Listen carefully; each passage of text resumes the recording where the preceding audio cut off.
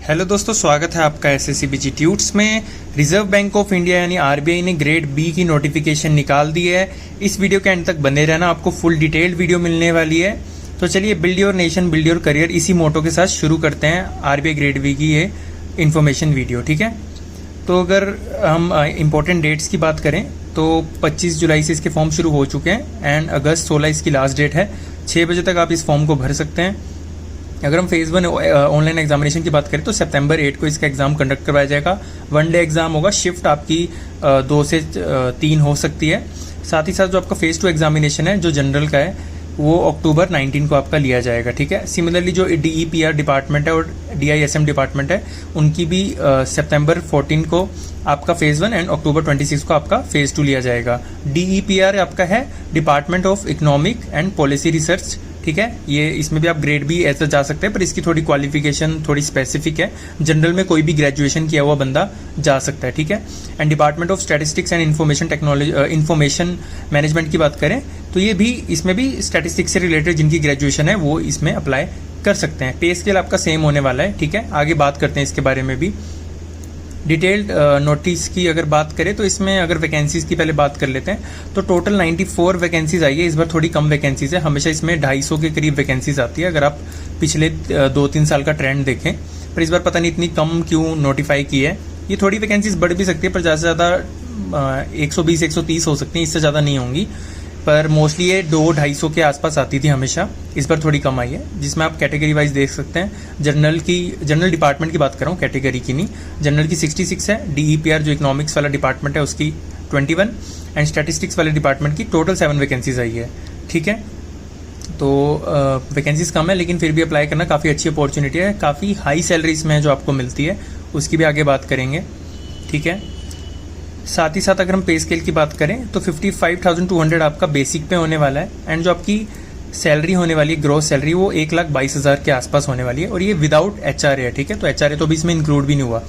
तो अगर आप प्राइवेट सेक्टर से इसका CTC कंपेयर करोगे तो 32 लाख के आसपास जो है इसका CTC बनता है। ठीक है, जो भी प्राइवेट में जॉब कर रहे हैं, गवर्नमेंट में आना चाहते हैं, उन्हें पता होगा CTC क्या होता है। ठीक है, तो 32 लाख का CTC बहुत अच्छा माना जाता है, बहुत ही एक्सपीरियंस ही होता है इस CTC के लिए आने के लिए। अब आप बोलोगे कि सैलरी इतनी है तो ये तो आराम से कुछ 15-16 के आसपास का बना, बट इसमें आपके बहुत सारे अलाउंसेज होते हैं जो आपको फॉर एग्जांपल स्पेक्टेकल अलाउंस मिलता है आपको और आपके डिपेंडेंट को, पेट्रोल अलाउंस मिलता है, न्यूज़पेपर अलाउंस मिलता है। ठीक है, हाउस हेल्प अलाउंस मिलता है। तो इसमें इतने सारे अलाउंसेज है जो आपका CTC जो कॉस्ट टू कंपनी जिसे हम कहते हैं वो 32 के आसपास बन जाता है। ठीक है, तो काफ़ी आरामदायक ये जॉब है एंड काफ़ी अच्छी। इसमें टाइमिंग्स भी फिक्स्ड रहते हैं, आपको ज़्यादा देर तक बैठना नहीं होता। 10 से 6 बजे का जो है ऑफिसर्स के लिए सोचिए, 10 से 6 बजे का आपका ऑफिस टाइमिंग रहता है। ठीक है, तो काफ़ी अच्छी जॉब रहने वाली है, बट वही उतनी ही डिमांडिंग है। UPSC के बाद इसके लिए भी काफ़ी बच्चे जो है फॉर्म फिल करते हैं एंड इसमें भी थोड़ा UPSC जितना नहीं पर UPSC से थोड़ा कम मान सकते हैं, लेकिन फिर भी काफ़ी हार्ड जो है इसका एग्जामिनेशन माना जाता है। ठीक है, एलिजिबिलिटी कंडीशन की बात करें तो इंडियन, नेपाल या भूटान के तो इस फॉर्म को अप्लाई कर सकते हैं आप। ठीक है, एज लिमिट की बात करें तो एज ऑन 1 जुलाई 2024 जो भी बच्चा 21 से 30 साल के बीच में वो इस फॉर्म को अप्लाई कर सकता है, यानी 2 जुलाई 1994 से लेके जुलाई 1, 2003 तक के सभी कैंडिडेट्स इस फॉर्म को अप्लाई कर सकते हैं। 5 ईयर का एज रिलैक्सेशन है SC/ST के लिए, 3 ईयर्स का है फॉर OBC के लिए। ठीक है, and up to 5 years for ex servicemen. इनकी सर्विस काटने के बाद इन्हें 5 ईयर का जो है रिलैक्सेशन मिलता है एक्स सर्विसमैन, जिसमें कमीशनड ऑफिसर्स के लिए ये पोस्ट। ठीक है, और शॉर्ट सर्विस कमीशन या इमरजेंसी कमीशन ऑफिसर अप्लाई कर सकते हैं। ठीक है, and person with benchmark disability जो जनरल कैटेगरी के उनके लिए 10 ईयर्स का, SC/ST के लिए 15 एंड OBC के लिए 13 ईयर्स का एज रिलैक्सेशन यहाँ पे देखने को मिल रहा है। ठीक है, साथ ही साथ मिनिमम एजुकेशन क्वालिफिकेशन की बात करें तो सिर्फ ग्रेजुएशन मांगी है मिनिमम 60% मार्क्स के साथ एंड 50% फॉर SC/ST कैंडिडेट्स। ठीक है, अगर आपको जनरल डिपार्टमेंट में यहाँ पे ग्रेड बी ऑफिसर बनना है, और अगर पोस्ट ग्रेजुएशन है तो मिनिमम 55% मार्क्स होने चाहिए, और SC/ST के लिए सिर्फ आपको पास की होनी चाहिए आपकी पोस्ट ग्रेजुएशन। ठीक है, DEPR की जो इकोनॉमिक्स आपका डिपार्टमेंट है तो उसमें ग्रेजुएशन थोड़ी इन्होंने स्पेसिफिक मांगी है, मास्टर डिग्री इकोनॉमिक्स में मांगी है। ठीक है, या तो मास्टर डिग्री फाइनेंस में हो वो भी अप्लाई कर सकते हैं। ठीक है, एंड इकोनॉमिक्स एंड फाइनेंस में डिग्री के साथ साथ आपके मिनिमम 55% होने चाहिए एंड SC/ST के लिए 50% मार्क्स होने जरूरी हैं। ठीक है, साथ ही साथ अगर हम बात करें DSIM डिपार्टमेंट की जो कि आपका स्टैटिस्टिक डिपार्टमेंट है तो इसमें आपकी master degree statistics, mathematical economics इसमें मांगी गई है विद मिनिमम 55%, या आपकी मास्टर डिग्री इन मैथमेटिक्स भी हो सकती है विद 55%, या master degree in data science और आर्टिफिशियल इंटेलिजेंस विद मिनिमम 55%, या आपने 4 ईयर बैचलर डिग्री, आजकल आपको पता है बीटेक भी करवाई जा रही है, किसमें AI यानी आर्टिफिशियल इंटेलिजेंस, ML यानी machine learning and big data analytics. तो आप देख सकते हैं कि DSIM में ज़्यादातर डाटा एनालिटिक्स, बिजनेस एनालिटिक्स से रिलेटेड की जो है पोस्ट आपकी रहने वाली है। एंड आजकल आपको पता है इसका ट्रेंड प्राइवेट में भी काफ़ी ज़्यादा हो रहा है, ठीक है, तो काफ़ी अच्छा डिपार्टमेंट रहने वाला है ये। एंड अगर आपने 2 ईयर पोस्ट ग्रेजुएशन डिग्री की है, डिप्लोमा किया है बिजनेस एनालिटिक्स में विद मिनिमम 55%, तो आप भी इस DSIM डिपार्टमेंट के लिए अप्लाई कर सकते हैं, ठीक है। साथ ही साथ मैं बता दूं, बहुत से बच्चों के कॉलेज में कन्वर्जन फॉर्मूला नहीं होता, तो इन्होंने सिंपल बता दिया है कि जहाँ जहाँ भी इन्होंने 60%, 55% या 50% मिनिमम क्राइटेरिया रखा है आपको जैसा मैंने अभी बताया, तो उसके लिए जो CGPA है वो इक्विवेलेंट है 6.75, 6.25 एंड 5.75। ये उनके लिए जिनका कन्वर्जन फॉर्मूला यूनिवर्सिटी द्वारा नहीं दिया गया। अगर आपका कोई यूनिवर्सिटी द्वारा कन्वर्जन फॉर्मूला है तो आप उस कन्वर्जन फॉर्मूले को फॉलो कर सकते हैं, ठीक है। बात करें ऑनलाइन एग्जामिनेशन सेंटर की, तो जनरल का जो जनरल ग्रेड बी ऑफिसर्स हैं उनके लिए जो फेज़ 1 एग्जामिनेशन होगा, ऑलमोस्ट आप देख सकते हैं पैन इंडिया रहने वाला है आपका। आप इसे थोड़ा पॉज करके वीडियो को देख सकते हैं। हर सिटी एंड स्टेट में आपका जो है सेंटर बनने वाला है। अगर हम फेज़ 2 की बात करें तो मेन कैपिटल सिटीज़ इन्होंने ली है, जैसे बेंगलोर हो गया, भोपाल हो गया, जम्मू हो गया, कानपुर, कोची, लखनऊ, ठीक है, नागपुर, चंडीगढ़, चेन्नई, गुवाहाटी, हैदराबाद, सिकंदराबाद, ऐसे इन्होंने मेन सिटी एंड स्टेट जो है यहाँ पे मेंशन की है। एंड सिमिलरली जो DEPR एंड DSIM डिपार्टमेंट्स हैं उनके लिए भी मेन सिटीज़ एंड कैपिटल्स जो है आपको देखने को मिलेंगे for examination centre. Application fees की बात कर ले तो 118 रुपये लगने वाले हैं SC/ST person with benchmark disability के लिए, 18% GST मिला के बता रहा हूँ मैं। एंड 1000 रुपये के आसपास लगने वाले हैं general, OBC and EWS candidates के लिए।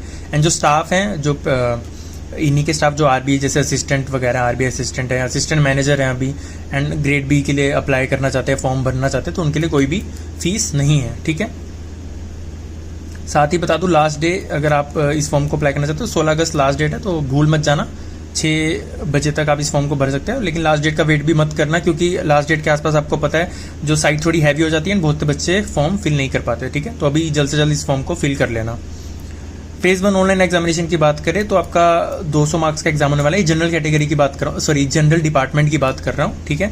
200 मार्क्स का आपका फेज़ 1 होने वाला है, ठीक है, जिसमें आपके जनरल अवेयरनेस के 80 क्वेश्चन आएंगे, 25 मिनट का सेक्शन होगा ये। जनरल इंग्लिश लैंग्वेज के 30 क्वेश्चन आएंगे, 25 मिनट का सेक्शन, एंड 25 मिनट ही मिलेंगे आपको क्वांटिटेटिव एप्टीट्यूड के लिए। 30 क्वेश्चन आएंगे, 60 क्वेश्चन आएंगे आपके रीजनिंग के, एंड 45 मिनट। टोटल आपको जो टाइम मिलेगा वो 120 मिनट यानी 2 घंटे मिलेगा। ये आपका एक दिन होगा। अगर आप इसे क्वालिफाई करते हो, जो कि ये क्वालिफाइंग इन नेचर ही रहने वाला है आपका फेज़ 1, ठीक है, इसके मार्क्स नहीं जुड़ेंगे फाइनल मेरिट लिस्ट में। फेज़ 2 जो ऑनलाइन एग्जामिनेशन है, इसमें आपके 3 पेपर होंगे, एक ही दिन में होंगे, जिसमें आपके 50% ऑब्जेक्टिव टाइप आएंगे, 30 मिनट मिलेंगे, 30 क्वेश्चन होंगे, 50 मार्क्स, कुछ क्वेश्चन 2 मार्क्स के एंड कुछ क्वेश्चन 1-1 मार्क्स का इसमें होगा, ठीक है। इस चीज़ का आपको ध्यान रखना है। एंड सिमिलरली 50% आपका जो मार्क्स होंगे वो होंगे डिस्क्रिप्टिव टेस्ट के लिए। इसमें आपके 6 क्वेश्चन आएंगे, कोई भी 4 क्वेश्चन आपको अटेम्प्ट करने, 90 मिनट का ये आपका इसमें सेक्शन टाइम आपको मिलेगा, ठीक है। टोटल 50। तो इकोनॉमिक्स से आपको आगे, इकोनॉमिक्स एंड सोशल इशू से आपको टोटल 100 मार्क्स, ठीक है। एंड अब इंग्लिश का फिर आपका जो सेकंड पेपर होगा इंग्लिश का होगा, जिसमें आपको डिस्क्रिप्टिव राइटिंग होगा, 3 क्वेश्चन होंगे, ठीक है, 90 मिनट मिलेंगे आपको, एंड ये भी आपका 100 मार्क्स का सेक्शन रहने वाला है। फिर आपका पेपर 3 होगा जो फाइनेंस एंड मैनेजमेंट का होगा, इसमें भी सेम 30 मिनट मिलेंगे, 30 क्वेश्चन होंगे 50 मार्क्स के, एंड देन यहाँ पे 6 क्वेश्चन जिसमें से 4 अटैम्प्ट करने हैं, जैसे कि यहाँ पे सिमिलरली यहाँ पे भी सेम होगा, एंड 50 मार्क्स मिलेंगे आपको, ठीक है। एंड ये भी सेक्शन आपका 100 मार्क्स का होगा। तो टोटल आपका कितना हो गया, 300 मार्क्स का जो है आपका फेज़ 2 एग्जामिनेशन हो गया, ठीक है। इंटरव्यू आपका होगा 75 मार्क्स का, ठीक है। इस चीज़ का आपको ध्यान रखना है। 375 में से आपकी टोटल मेरिट लिस्ट बनने वाली है, फाइनल मेरिट लिस्ट, ठीक है। इस चीज़ का आपको ध्यान रखना है, ठीक है।